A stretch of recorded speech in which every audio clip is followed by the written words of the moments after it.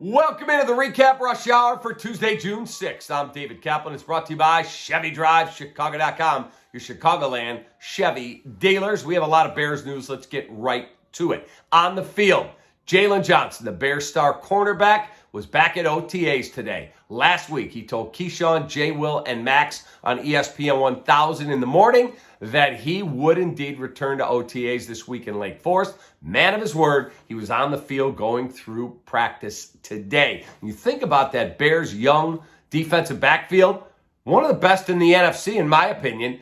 Eddie Jackson and Jaquan Brisker at the safety spots.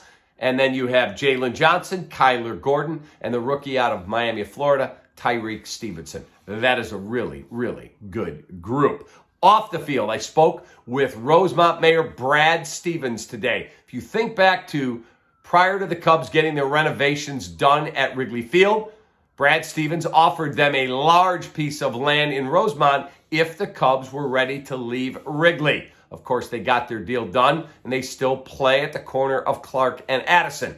So I talked with the mayor today and said, what about the Bears since they're having some haggling going on with their negotiations with Arlington Heights? He chuckled and said, we would love to be the home of the Chicago Bears. Unfortunately, we no longer have that parcel of land available, and we don't have anywhere in our village that could accommodate the stadium and all of the Bears' needs. So you could scratch Rosemont off the list. I think it's an awesome town, but you could scratch them off the list as potential homes for the Chicago Bears. I also learned the Bears will indeed meet with Chicago Mayor Brandon Johnson, but the same source who confirmed the meeting told me there is zero chance they will return to Soldier Field. Another site, maybe, he said, but the odds, he said, using a sports metaphor, Arlington Heights, it's still their game to lose. The odds certainly in Arlington Heights favor.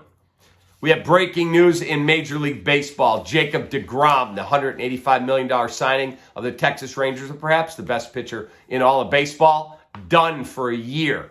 He will undergo Tommy John surgery. Cubs open a series in Anaheim against the Angels. Wisniewski against Anderson. White Sox at Yankees, Giolito versus Schmidt. And no Aaron Judge to tangle with. Yankees still trying to decide if he needs an IL stint for a toe injury. PGA and LIV Golf Tour have agreed to a historic merger. I'm sure guys like Rory McIlroy turned down reportedly $200 million to jump to LIV and said, no, we'll be loyal. The PGA are thrilled they're now partnering after leaving the money on the table. And our Four Seasons heating, air conditioning, plumbing, and electric story of the day. It's awesome.